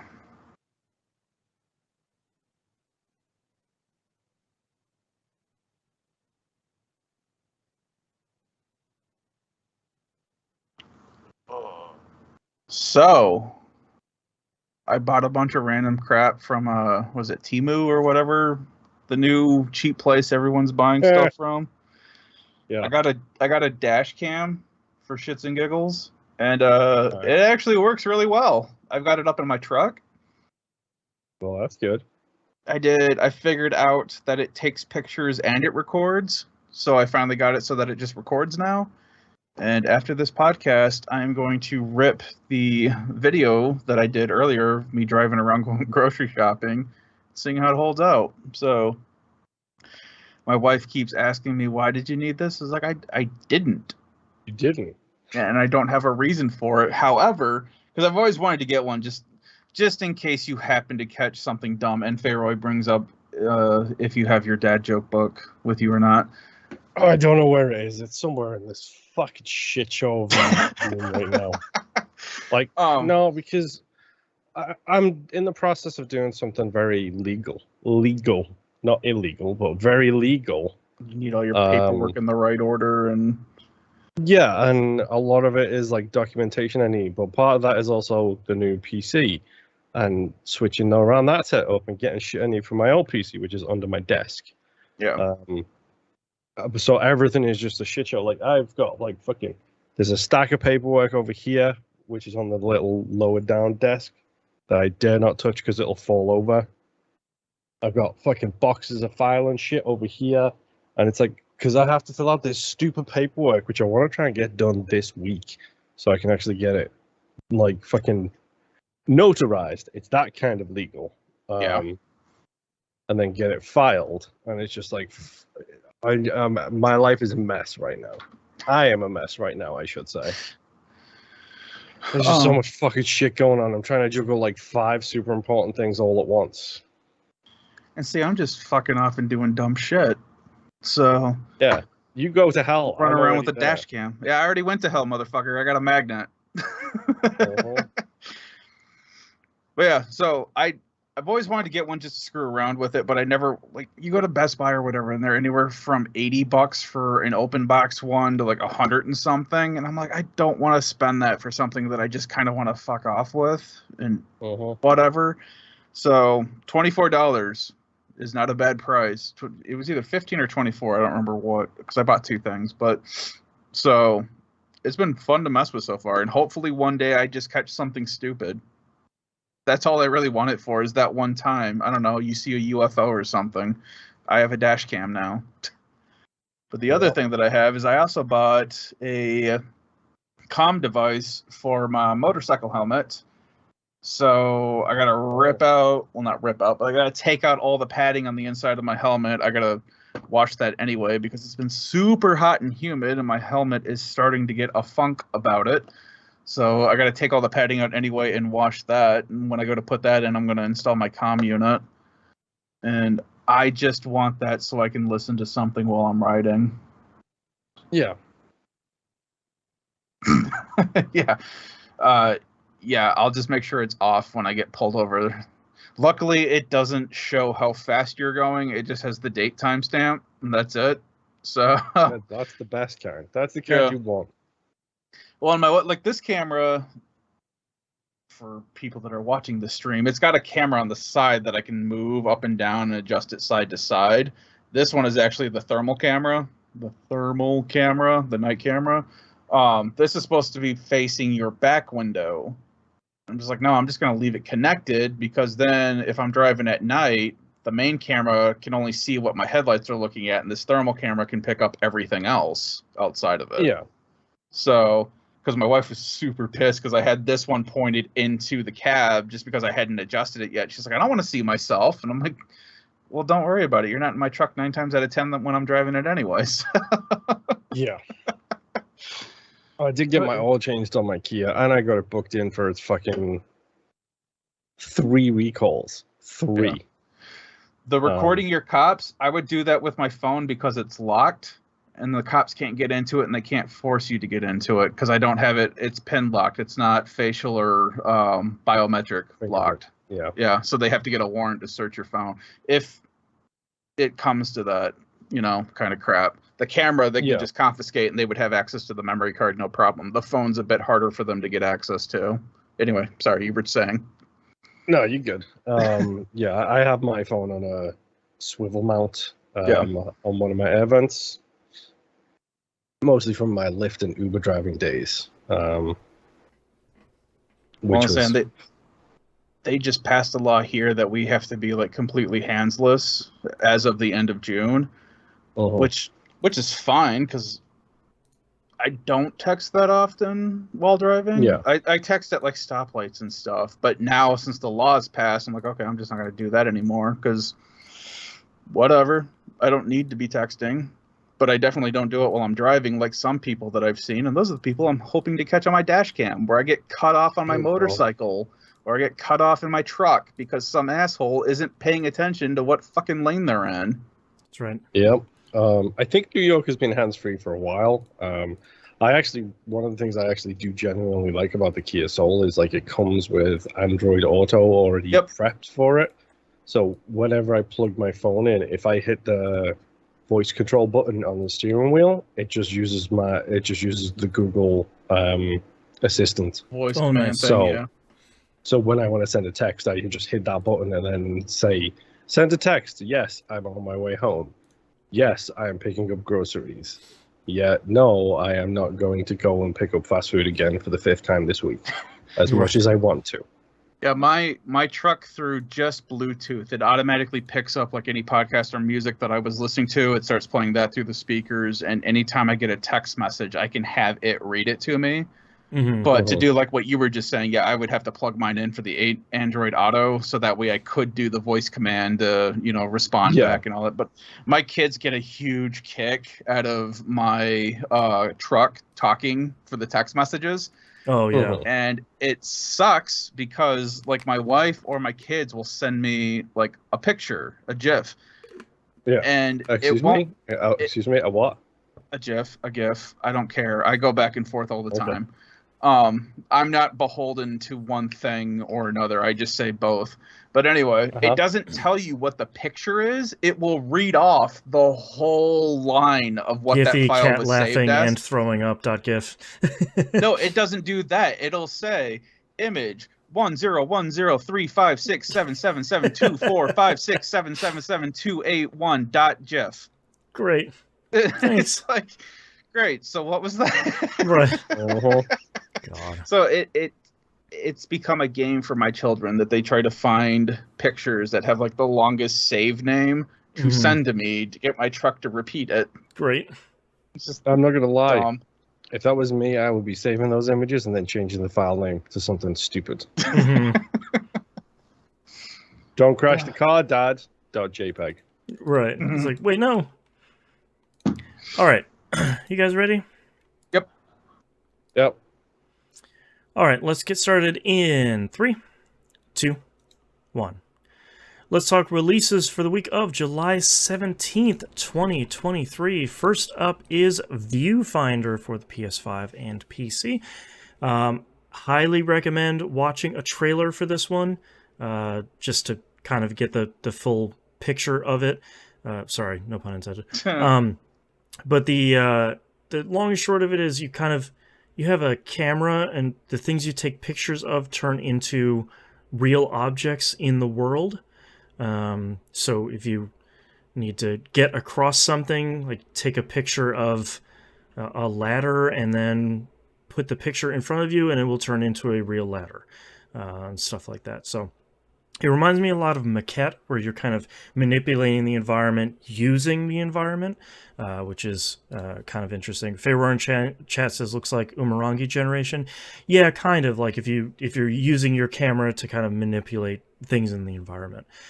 So Viewfinder looks really very cool. I'm happy that's finally coming out. This is giving me vibes of Journey, not Journey. That giant puzzle game. No, Phil, not Phil. No, the You know what I'm talking about. I know which one. The drawing lines one. Yes, that one. Yep.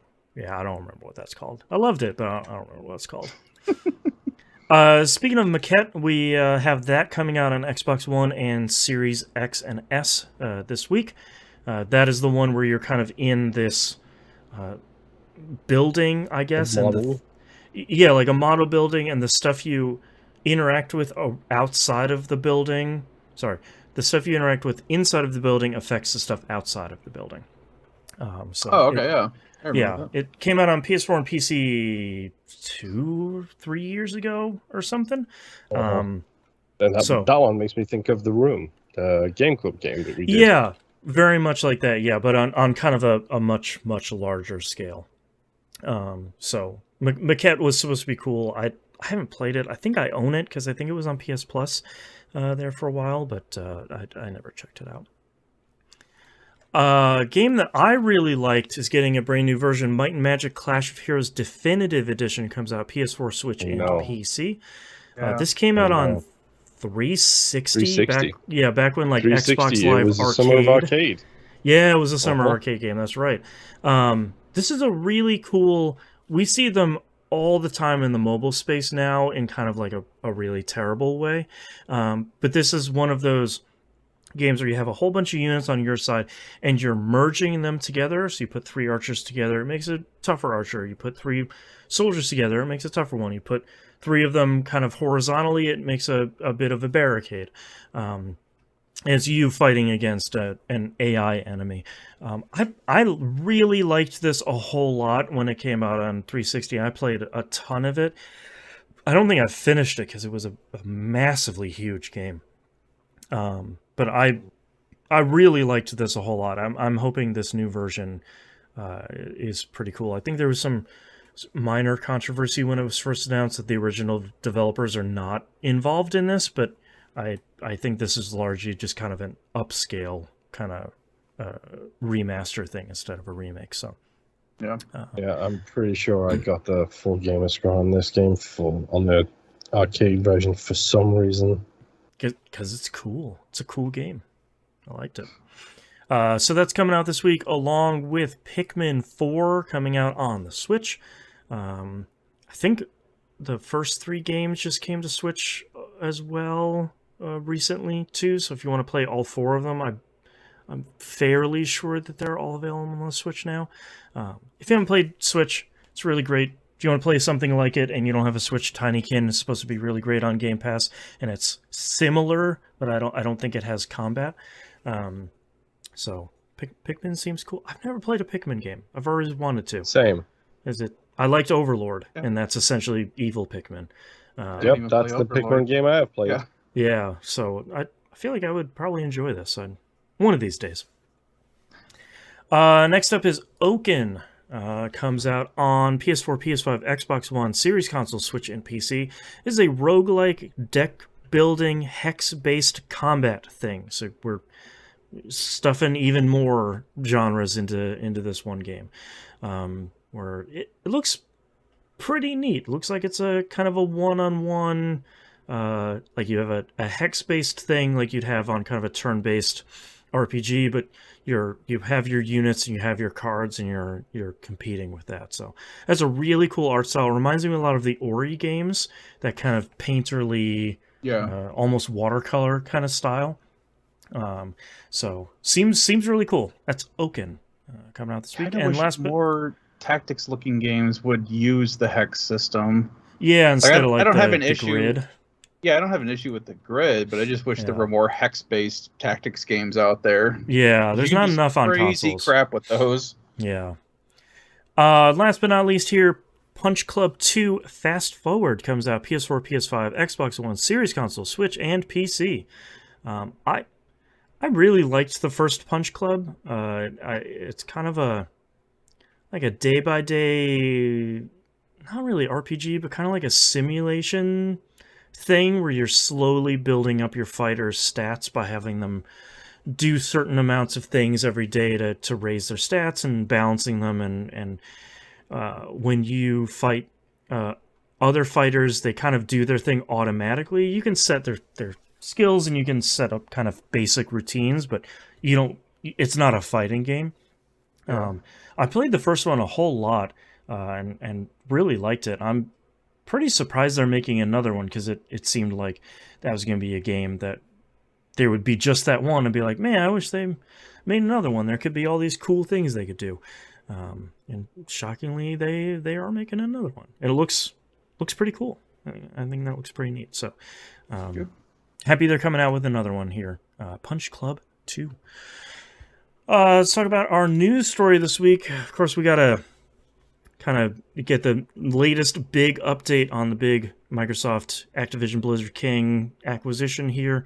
There is a lot of stuff that happened just this week. The trial has been going on for a little bit here between Microsoft and the FTC. So to bring it back, the FTC was seeking to block the merger deal ahead of a possible August acquisition date. The FTC, the big crux of their argument for the long time said that it's going to be anti-competitive, especially in the cloud gaming marketplace. Go ahead. Did you guys actually like read or see any of the arguments for this case? Because I was following a lot of it. Laughable. I heard people smarter than me reading the legalities of it and going through it and making their opinion. Before we get to the judgment here, the Microsoft's argument largely was, look, we're not the only player in the cloud gaming marketplace. There are plenty of players. There used to be Stadia. Amazon has Luna. Sony has their thing that is, whatever, functional. And there's, GeForce Now is kind of the other bigger competitor to Xbox, xCloud, whatever they're calling it now. I think it's just Xbox Cloud. And they say, like, we are more than happy to be on multiple platforms because if you just have to look at our biggest game, Minecraft, that's on everything. Yep. And we are continually supporting it. We're not worried about stopping Call of Duty from being on every platform, especially PlayStation. We want it to be available for everybody. And the FTC's argument was basically like, nuh-uh. And I was like, oh, word, cool. I think the FTC probably had a good argument to make, and they didn't, which is kind of the long and short of it. As a consumer, as a human consumer of goods, it's just like, this is probably a bad thing. Mm-hmm. As someone who bleeds green, this is a good thing. I think I think there are a lot of negatives for this. I think it puts too many studios under Xbox's purview now. We have to specify Xbox as a different division. Because they have a lot of studios now, and them scooping up, I think it's like 23 or 25 in the ABK acquisition. And a lot of them, we're not just talking about Activision and Blizzard, which are both huge. We're talking about King, which is bigger. And we're talking about 20 other studios, which are big too. Yeah. I think that's concerning. It's funny because every negative has a positive. Like, that's concerning, but the idea is that hopefully Bobby Kotick would be gone and hopefully launched into the sun where he Well, belongs. Fingers crossed he will be out the door as Right. quick as humanly possible. He's still going to get his golden parachute. Yeah, because sadly he will. That's what executives do. Right. But at the end of the day, is if that a-hole can get out of this industry for good, I will be happier because of it. He unfortunately gets a golden parachute for allegedly molesting a whole bunch of people and just abusing allegedly abusing a whole bunch of people. I think my concern though is from a market standpoint, that if this goes through, I'm an armchair lawyer here, to be clear, so don't buy stocks based on my words here. This is a $60-something billion, $69 billion potential purchase. My concern is not only in the video game industry, but in other industries. If you're looking to buy somebody for less than $69 billion, you'd be like, well, we're just looking to spend $5 billion. Microsoft spent almost $70 billion over here. Why are you going to fight? Why are you going to fight me buying this guy? That's just $5 billion. Who cares? Yeah. You think it lessens the impact that a buyout will have when it's a lower number. Right. And I'm very concerned about the FTC's ability to argue after this court case. It was a bad argument. Like, they had like tissue paper thick arguments that were just torn down. All you had to do was look at TikTok when they pulled those in front of Congress, and they're coming up with like all these dumb things. It's like, come on, you guys are talking out of your ass for 90% of what you're saying, and the other, you don't even know what you're talking about. You still think the internet's a thing of tubes. I mean, come on. I remember seeing, I think it was the in front of Congress as well. I think it was like when someone from Twitch was brought up to talk about Twitch. And the only person who knows what Twitch is in that room was AOC, who had to explain what Twitch was to everybody else. Yeah, it's pretty. The crux of the FT to answer it, really, the crux of the FTC's argument was they were trying to convince the judge that the Xbox Series consoles and the PS5 were in the same console generation as the Switch, which would then mean that it was anti-competitive, that Call of Duty and stuff wasn't going to be on the Switch. And the judge, for her credit, was like, hey man, I don't care. Like, I don't really care what generations this is. This doesn't mean anything. So just get on with your argument. So unsurprisingly, the FTC was denied an injunction to block the deal. Microsoft should be able to join. We're recording this on July 16th. Should be able to close the deal ahead of its July 18th deadline.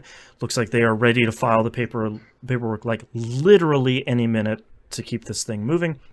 In the UK, they were ready to file a year ago. Come on. Oh yeah, 100%. In the UK, the deal is blocked by the CMA. Microsoft just today is making overtures to the CMA to say, look, the CMA's large concern is if Microsoft owns all of these companies and works and runs xCloud at the same time, they believe that's anti-competitive. So Microsoft's play in the UK is, well, we'll sell the operation of xCloud in the UK to a different company, and we'll just do everything else as normal. Seems like the CMA is open to that idea. They have pushed the deadline for a final decision into August. Once they got this offer from Xbox, essentially. Right after that, the FTC filed for an appeal, which was nearly immediately declined. The judge, based on the paperwork and the wording, basically said, like, I'm declining this appeal and you cannot reappeal. So, like, you're done. You're done for real this time. I don't want to hear more about it. What's known as dismissed with prejudice, because get the hell out of here. Like, and then right before we started recording this, Microsoft and Sony, quote, signed a binding agreement, end quote, to keep Call of Duty on PlayStation platforms for an unspecified length of time, which is like the least surprising part of this, but you know there is some sort of at least penciled in paperwork there. Shocking how quick they signed that after all the arguments they wanted to make. Like, it tickles me because this has been a PR war essentially. Oh, 100%.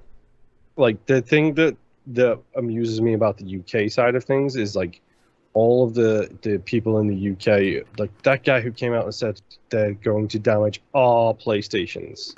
And it's like, guy, like, not literally your PS5, bro.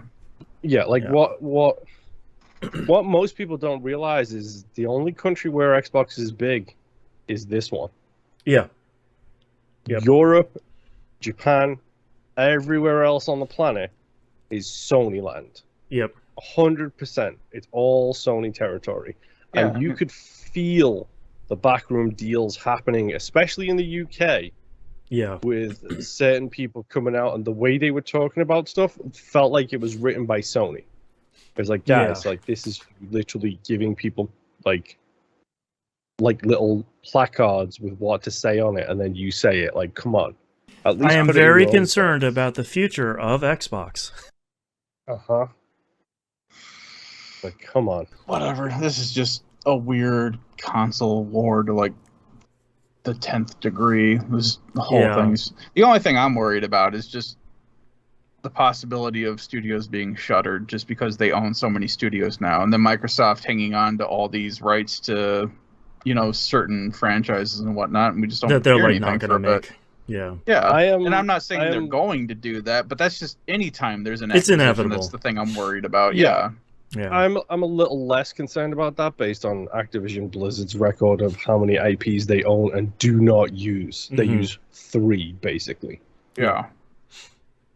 Yeah. I am also there with you, like the redundancies that will be available that will come to light of, you know, like, we bought this purchase and oh man, everything's great, our stock price is great, anyways we're laying off 2,500 people. It's like that, man, come on. Yeah, it's also capitalism, so that's going to happen regardless. Which is the bummer of it being an inevitability, which really sucks. For anyone that's been super excited about Diablo 4 about coming on Game Pass, it's not, so don't worry about that. Blizzard come out and said like, hey man, we're not doing that, so don't worry about that, which isn't super surprising because Diablo games probably have the longest tails in the industry. Yes. It will get to Game Pass eventually, just not right now. No, they said they are not going to do that, period. Really? Because 3 went on it. No, 3's not on Game Pass. It went on it at some point. 3 has been on super sale. Oh, yeah, no, you're right. It went on Game Pass for a little bit and then it left. So, yeah, I'm not surprised because they want your $60 or $40 or $20 for the next however long, but it's a premium experience. That's right. It was all right. Yeah. I don't have anything bad to say about Diablo 4 besides it being always online and always disconnecting me. Yeah, I will have something good to say about it when I can get around to playing it. Sometime. All right. That's our news story for this week. That means that's our episode for this week. Thank you very much for everyone for listening.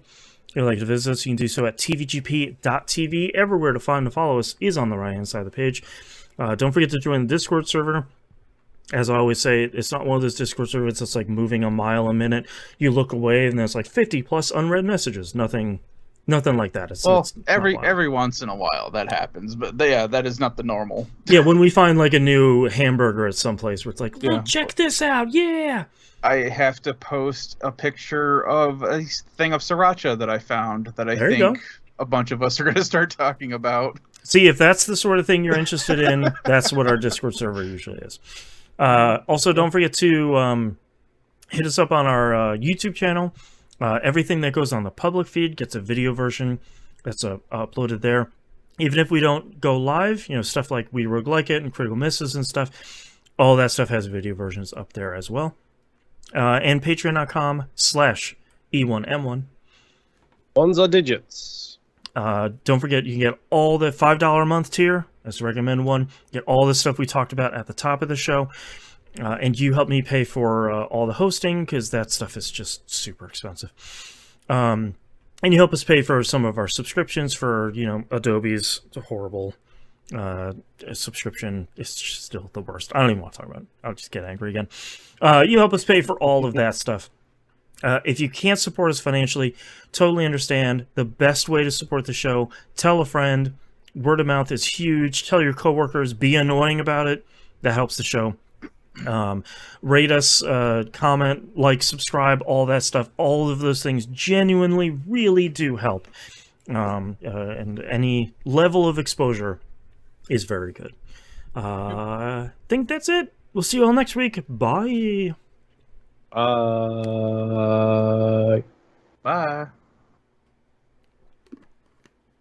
All right. Oh, 2 hours and 15 minutes. All right. Woo-woo. It's a TVGP. All right, Nimb, what titles do you have? Man, I've only got one title. I kind of Okay. zoned out most of this episode. Ditto. The title that I have is Let's Play Too Much Atomicrops. There you go. Moon, what do you have? Very appropriate. Just a JPEG. Someone who can do both. It's fine, and the burnout. I wrote down just a JPEG from you, and then I have summoning Pachycephalosauruses. We have to do the summoning one. I don't care what Moon There you go. thinks. Yeah. I'm good fine with it. with it. I'm fine with it, to be honest. I'm circling it. Good thing I looked up how to spell Pachycephalosauruses before we did this episode. and listen to Google tell it to you 5 or 6 times so that way That's you get the... That's right. Well, I've heard it so much in the game that I'm just giggling every time it comes up. I am ready. Oh, goodness. I'm ready. All right. Starting in 3, 2, 1. This is That Video Game Podcast, episode 821 for July 17th, 2023. Summoning Pachycephalosauruses. Now I gotta go do homework. Hands down the best Jurassic Park game. Dino Crisis, dude. It's Man. not scary. That's true. But God, I hope they make a Dino Crisis after this. I don't know what more Capcom needs. They've already remade Resident Evil 4 16 times now. Give me one remake of Dino Crisis. No, just That's the one. all I want. No Jurassic Park game is scary. No Jurassic Park movie is scary except for the first one. Yeah, That's true. because I watched that way too young. Thank you very much, everyone, for listening and watching. We greatly appreciate it. We'll see you next week. Cool. Bye. Bye. Bye.